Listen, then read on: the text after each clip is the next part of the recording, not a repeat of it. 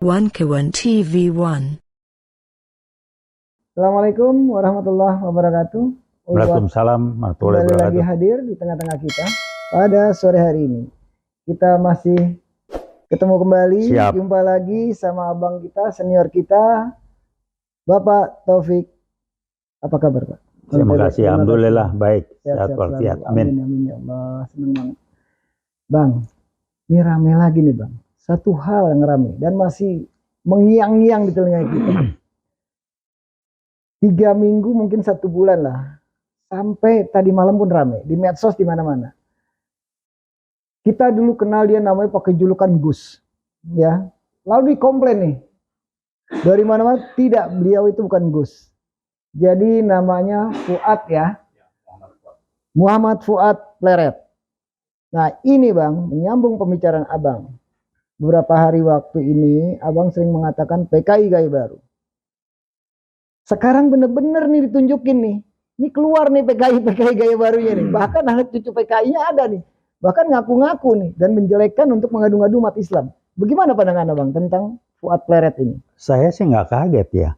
Ini adalah produk hasil kerja sesuai dengan apa yang dilakukan Jokowi selama 10 tahun. Waduh. Nah sebelum Jokowi 10 tahun ada nggak PKI bunyi? Zaman Pak SB dan Tidak seterusnya. ada. Tapi kenapa setelah Jokowi dia ada negara kacau balau, utang banyak, korupsi berkembang biak, dan Ekonomi muncul terpuruk. PKI gaya baru. Nah kenapa PKI berani muncul? PKI berani muncul karena dia sudah merasa kuat di backup, jangan bercanda. Jadi nyata Bang ya? Nyata, Hari dia ini udah nyata tahu Bang. saya. Oke. Jadi kita masuk ngiributin ini, buat saya udahlah. Tangkap aja Jokowi. Ini kan kenapa Jokowi nggak ditangkap, nggak berani ini segala macam. Ada apa? PKI-nya bermain, ngendalin semua itu. Orang nangkap kali dibuka kartunya, disogok ini segala. Kita nggak tahu. Tapi saya tahu betul. Kalau otak konsep segala Jokowi mah nggak ada. Ada di belakangnya nih. Kenapa dia ke RRC? Xi Jinping. Ya. Dimuat gitu segala macam. Udahlah, paham kita.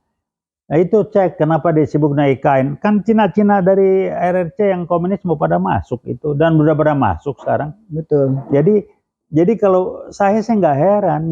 Yang saya heran, orang kita itu kok kebanyakan mayoritas termasuk jenjang berpikirnya kualitasnya di level 3. Kalau belum nongol yang PKI ngaku masih dianggap PKI nggak ada. Ada yang mau sama mana PKI kan udah bubar. Otak lu tuh level 3.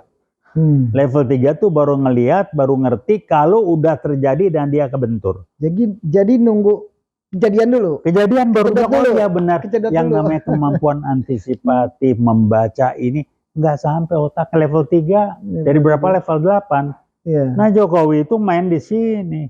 Udah sekarang baru ribut. Ributnya kan belum terlalu ribut karena belum kenal langsung. Begitu banyak pendukungnya Bang pada saat itu. Ya PKI berani ngomong itu nggak cuma dia sendiri, udah di belakang udah berani itu ngomong. Banyak juga berapa jenderal Bang. Nah udahlah, gampang lah. Yang di DPR berapa banyak PKI segala macam. Jadi buat saya yang bego siapa? Bukan PKI-nya, bukan dia pintar. Ini yang lain yang bego. Kita yang pada bego banyakan. Nunggu kebentur baru kita bereaksi. Nunggu kebentur mau ngomong apa kita? Sekarang contoh saya nggak sebut.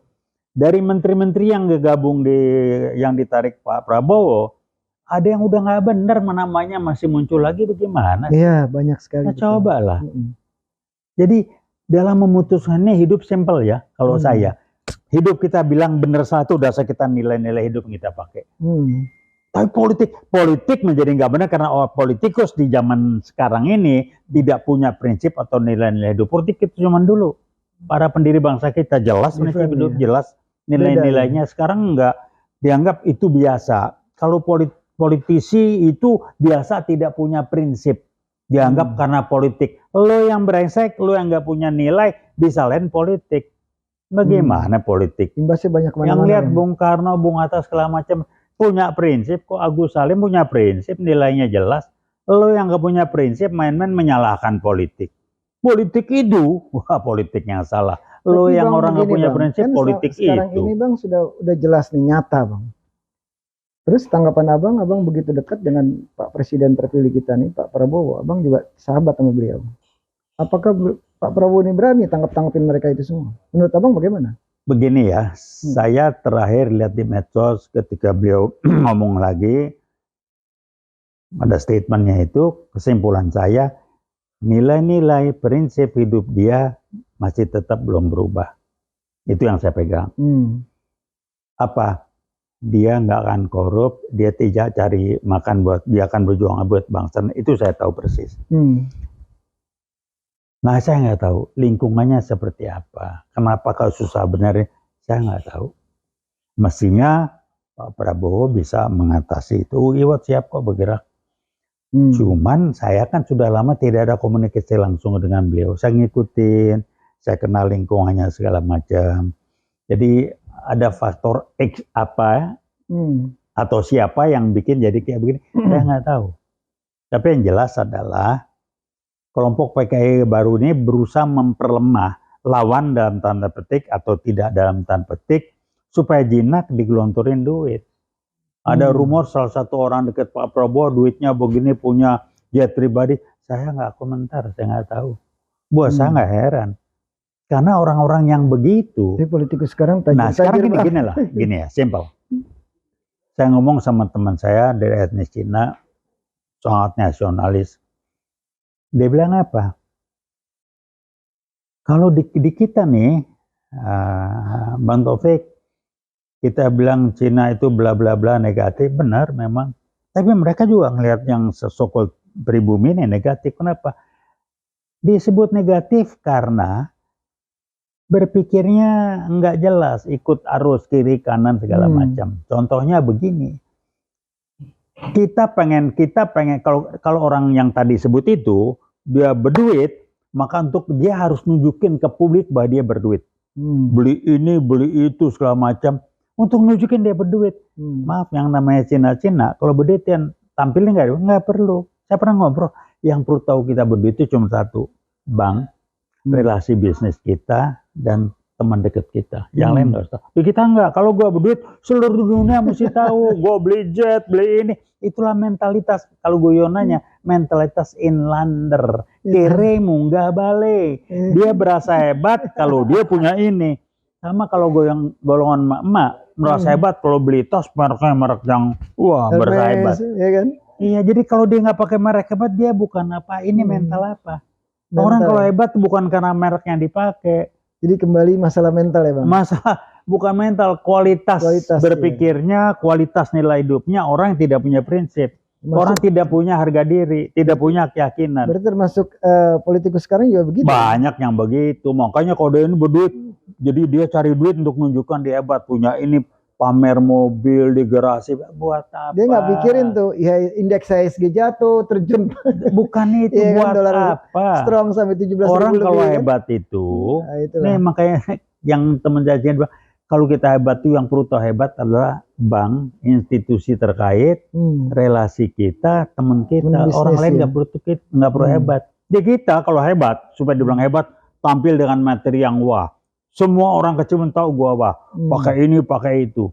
Zaman guyonan dulu awal-awal supaya dibilang hebat, kalau dia berduit itu, dia waktu belum HP pertama kali muncul itu, bawa HP, telepon nunjukin depan publik. Buat apa? Itulah mentalitas seperti itu. Orang yang tidak punya prinsip, tidak punya yakin diri, dia tidak merasa hebat. Baru dia merasa hebat kalau dia pakai merek di punggungnya, dia bawa barang berhebat. Dia tidak punya yakin diri, dia tidak punya kebanggaan diri. Mentalnya kalau guyonan, mungkin kurang tepat, ya inilah mental inlander. Mental orang-orang di bawah yang merasa hebat. Ada istilah baru mental inlander, ya kan? Mungkin nggak gitu bener ya. Tapi kalau guyonan memang mental lu mental inlander lo katanya. Baru berasa hebat kalau gitu. Buat apa sih? Oke Bang, terima kasih. Tambah seru, tambah sore, tambah memanas cerita ini. Tapi waktunya juga sudah habis Bang. Terima kasih sudah hadir di tengah-tengah kita kembali. Saya Vicky Balfas dari UI Watch Plus. Terima kasih Bang TB. Sama-sama, terima kasih. Assalamualaikum warahmatullahi wabarakatuh. Veritas, Probitas, Justisia.